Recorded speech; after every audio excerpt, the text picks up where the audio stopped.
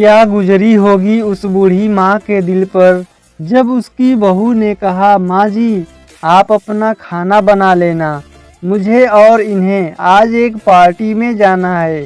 तब बूढ़ी माँ ने कहा, बेटी मुझे गैस चूल्हा जलाना तो नहीं आता है। तब बेटे ने कहा, माँ पास वाले मंदिर में आज भंडारा है, तुम वहीं चली जाओ, खाना बनाने की कोई नौबत ही नहीं आएगी। माँ चुपचाप अपनी चप्पल पहनकर मंदिर की ओर चल पड़ी। यह पूरा वाक्य 10 साल का बेटा रोहन सुन रहा था।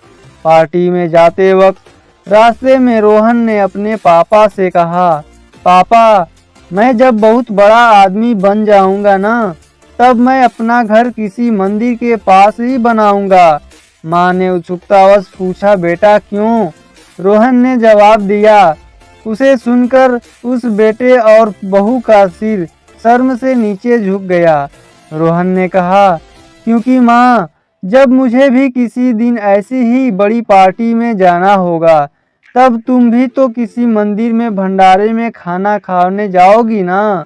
मैं नहीं चाहता हूँ कि तुम्हें खाना खाने के लिए दूर मंदिर में जाना पड़े। गुरु प्यारी साध संगत जी, बड़े प्यार से कहिए धन निरंकार जी। साध संगत जी, आशा करते हैं कि आप सभी महापुरुष जहाँ भी होंगे खुश होंगे, स्वस्थ होंगे। साध संगत जी, आज के टॉपिक का नाम है कि धरती को स्वर्ग कैसे बनाया जा सकता है। साध संगत जी, आज दुनिया में जिधर भी नज़र घुमाकर देखते हैं तो हम पाते हैं कि चाहे धरती का कोई भी हिस्सा हो, अगर वहाँ एक सच्चाई को आधार मानकर जीवन जिया जा रहा है तो वहाँ सुख और आनंद है। चाहे वह हिंदुस्तान हो, चाहे अमेरिका हो या कनाडा हो, धरती के किसी एक विशेष टुकड़े से सरोकार नहीं है। दीपक जहाँ भी जलाएंगे रोशनी ही फैलाएगा। दीपक अगर यहाँ हिंदुस्तान की धरती पर हम जलाएं तो भी रोशनी दे रहा है। वह दीपक अगर हम अमेरिका में जलाएं तो वहाँ भी रोशनी ही देगा। वहाँ भी वह अंधकार को दूर ही भगाएगा। दीपक जहाँ जहाँ पहुँचेगा उसने उजाला ही करना है। तो साध संगत जी, इसी तरह से संत प्रवृत्ति, मानवीय प्रवृत्ति, इंसानियत जहाँ जहाँ भी हमें देखने को मिलती है, हमें उजाला देखने को मिलता है, हमें वही इंसानियत देखने को मिलती है। इसी तरह मानवीय गुणों को अपना भी प्रभाव है।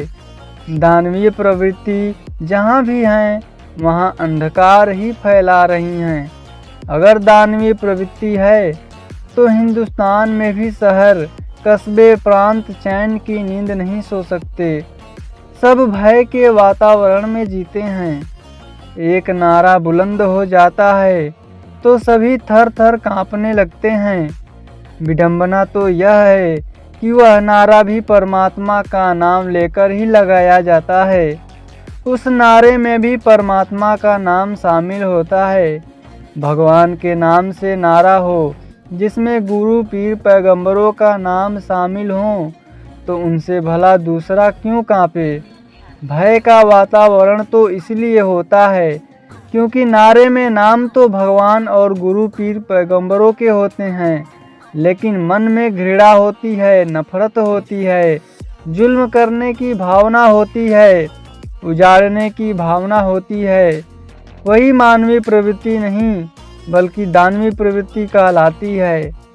दानवीय प्रवृत्ति चाहे हिंदुस्तान में हो या कहीं और, जहाँ भी भगवान राम का नाम लेकर, खुदा का नाम या अल्लाह का नाम लेकर अगर हम जुल्मों सितम करते हैं तो निश्चय ही परमार्थ के रास्ते से दूर हटे रहे होते हैं।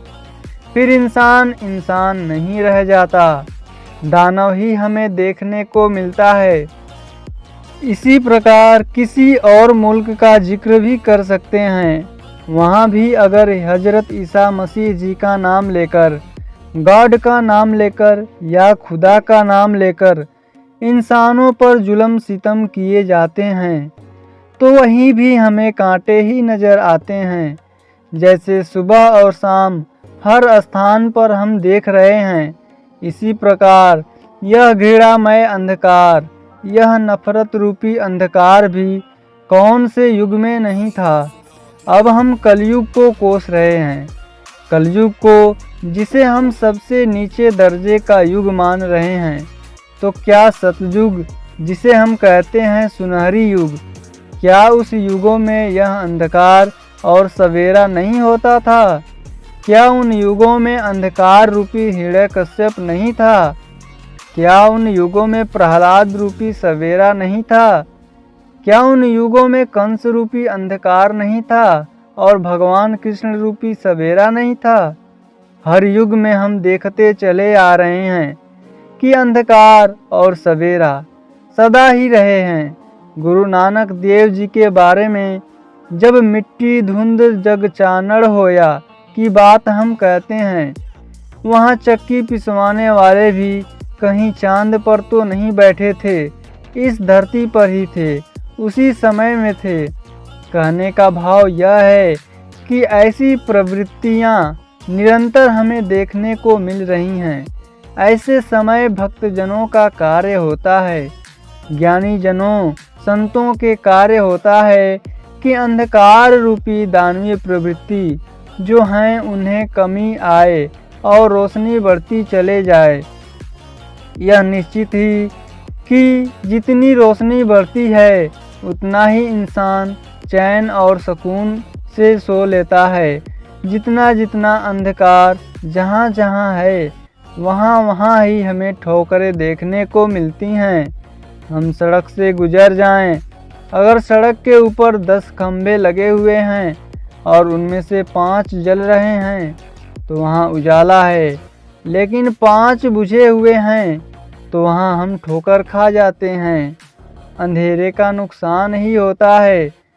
सच्चे मायनों में धर्म वहाँ अपनाया गया है जहाँ धर्म की परिभाषा को जानकर इस परमात्मा निराकार अकाल पुरख के साथ इस रमे हुए राम को जानकर इसके साथ नाता जोड़कर जीवन जिया जा रहा है। फिर भी वह चाहे पंजाब में हो, हरियाणा में हो या कहीं भी हो, हमें हर जगह ऐसी खुशी, ऐसा आनंद देखने को मिलता है। हमने संसार में इंसानियत को पेश करना है, इंसानियत को मजबूत करना है। हमने दानवता को बढ़ावा नहीं देना। हमने संसार में फूल बिखेरने हैं, कांटों में इजाफा करना। सत्संगत जी, हम यही प्रार्थना करते हैं कि दातार ऐसी कृपा करे कि हम सही मायनों में कार्य कर पाएं। हम खुद इंसान बनकर ही जीवन जिएं और इसी इंसानियत का हम स्थान स्थान पर प्रसार करते चले जाएं, क्योंकि अगर इंसानियत स्थापित होगी तो वास्तव में इस संसार को हम बढ़ता फूलता देख सकते हैं। आज तरक्कियों के कारण हम एक आधुनिक रूप इस युग को दे रहे हैं।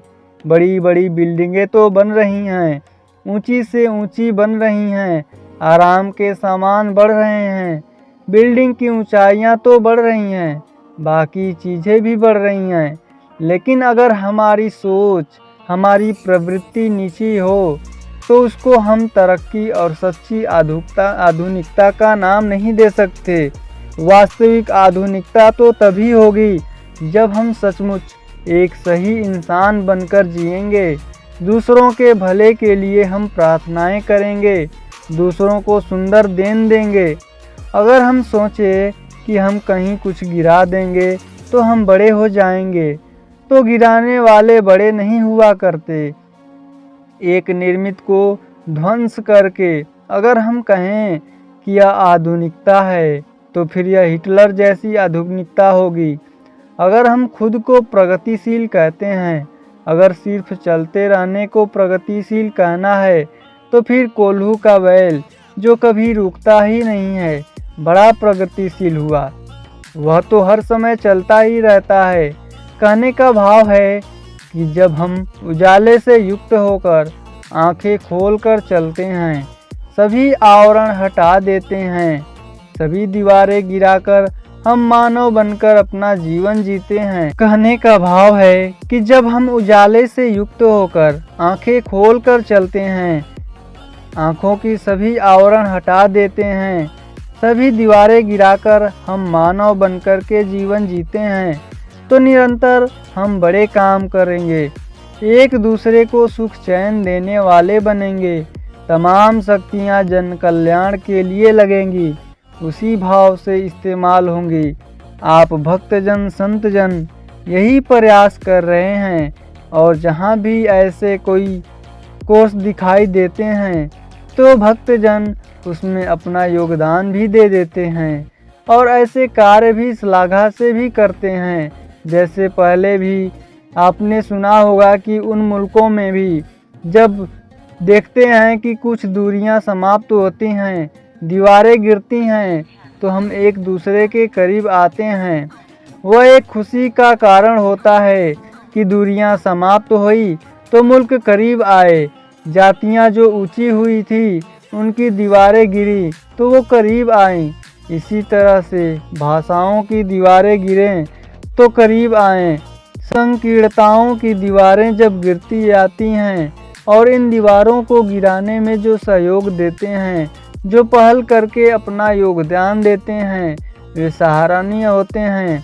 भक्तजन महापुरुष संतजन यही कार्य युगों से करते आ रहे हैं और जो भी इस कार्य में अपना योगदान देते हैं उन्हीं को विवेकशील माना गया है। वही विवेक से कार्य कर रहे होते हैं, वही वास्तव में इस धरती को सजाने संवारने का कार्य कर रहे होते हैं। यही कार्य करने योग्य है और इसी कार्य को प्रत्येक ने करना है। हर किसी ने सच्चाई के साथ उत्तम भावना से यह कार्य करना है ताकि चारों तरफ हमें खिली हुई गुलजार खुशी चैन नजर आए।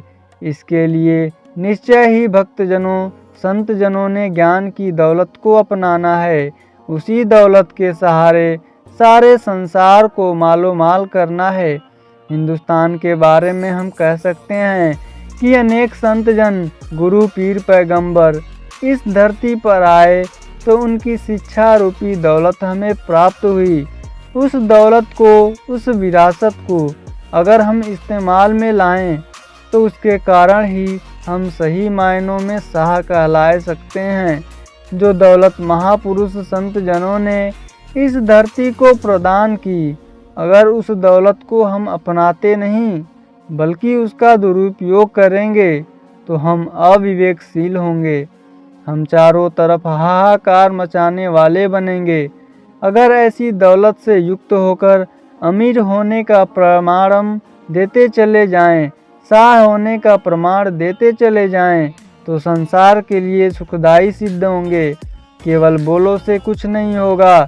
बोलों से तो हम दोहरा देंगे, वेदों में लिखा है तो पढ़कर सुना देंगे, शास्त्रों ने लिखा है तो हम पढ़कर बोलकर सुना देंगे, लेकिन उसमें कोई बात बनने वाली नहीं है।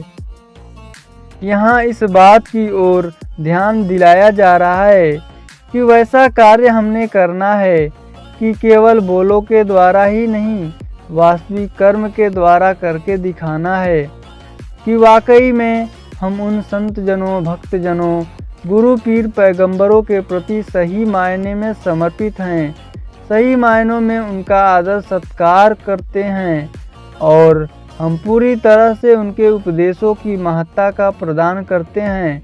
तो यह हमारे कर्म के द्वारा ही होगा। आज इसी कर्म, इसी व्यवहार की देश भर में ज़रूरत है। सत्संगत जी धरती के हर हिस्से में रहने वाले की ज़रूरत है ताकि हमें चारों तरफ महकता हुआ वातावरण देखने को मिले और हम कह सकेंगे कि वाकई यह धरती रहने लायक है। और इस धरती को रहने लायक बनाने के लिए इंसानों ने ही योगदान देना है। केवल दो पाँव वाले, दो हाथ वाले चलते फिरते इंसानों ने नहीं, बल्कि उन्होंने जो इंसानियत के गुणों से युक्त हैं, जो संतों के आदेशों उपदेशों से युक्त हैं, वे गुण धारण करके धरती को सजाने संवारने का कार्य करते चले जाएं और स्वर्ग का नज़ारा बनाते चले जाएं। साथ संगत जी प्यार से कहिए धन निरंकार जी।